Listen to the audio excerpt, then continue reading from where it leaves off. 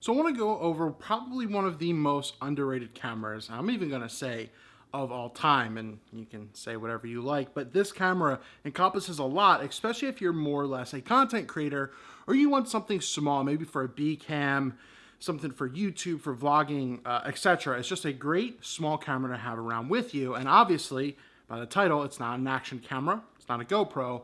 It's actually the Canon M50.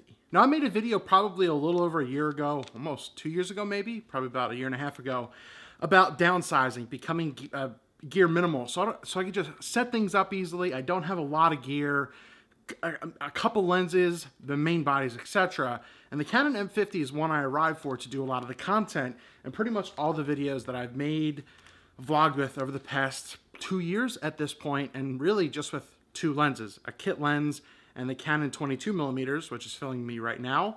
The M50 is filming me right now, so I can't show it. But I just really wanted to give it a quick review, and it's not going to be a tech specs review. I'm just really going to give you the pros and cons, break it down to two categories, and just give you my inside info. The body and design being one, and then functionality and features being the other. So let's talk about why this is probably one of the most underrated cameras of all time, and let's start with the body design. So just a quick couple checklist things.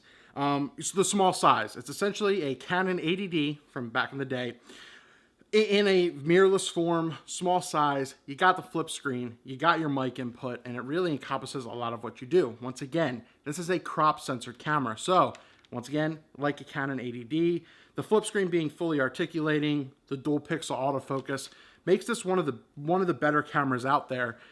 Even in 2020, we'll cover the video and stuff like that too. But that being said, you still get custom, function settings to easy access of things. The Canon menu navigation is still great, especially on the M50.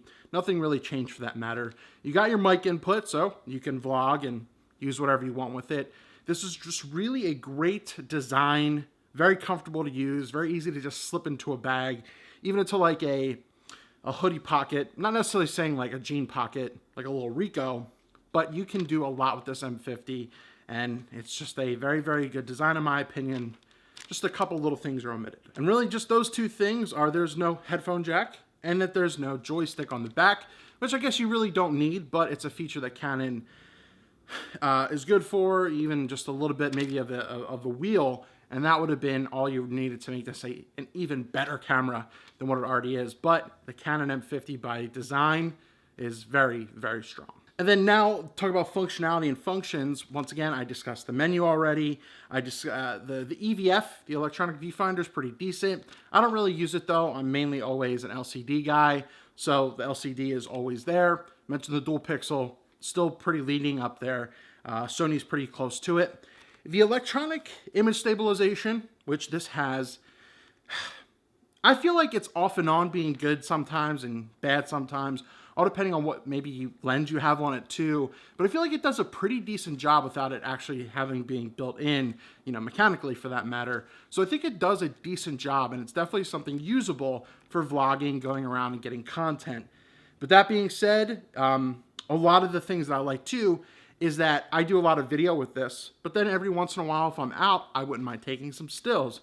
And it retains whatever previous information you had. So like if I had the video stills that match this scene right here, I switch to really do photos and come back. Some cameras will switch that, but it retains that info when you come back to video mode, and that's something that's kind of overlooked in my opinion. The 1080p, I'm going to cover 4K in a second. This does have 4K, but it's not that usable. I'll cover that. But the 1080p, for pretty much what a lot of people need it for, is very, very good. It's very usable. Combined with the dual pixel autofocus, just makes it come out very, very well. And it's something that I trust, and I've trusted in Canon cameras when I was even using them out in the field professionally a couple years ago as well, before I switched to Fuji for still stuff. So it's just, 1080p is pretty much all you need in a camera like this. Really, just to kind of round off the functionality part, it is not a low light beast. So the M50 is not a great low light camera. And that being said, its battery life is also pretty guff too. It's not that good. It doesn't last terribly long, but it does an okay job. But the annoying part is if you have it up on a tripod, where the door is, you got to take the tripod off, and because it doesn't have dual SD cards, which that isn't an issue. with something like this.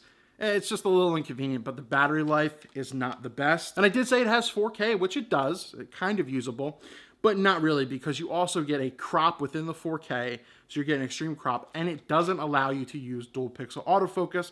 Pretty much the point of getting into the Canon line of things is having the dual pixel AF, being like the industry leader there, and it just doesn't do that. So the 4K on this camera, I would just kind of throw that away. And if you want 1080, be perfect for YouTube, content, Instagram, this is the camera for you. And to add one more thing to something that they didn't really get down, and it's their lack of care for the lenses for the line.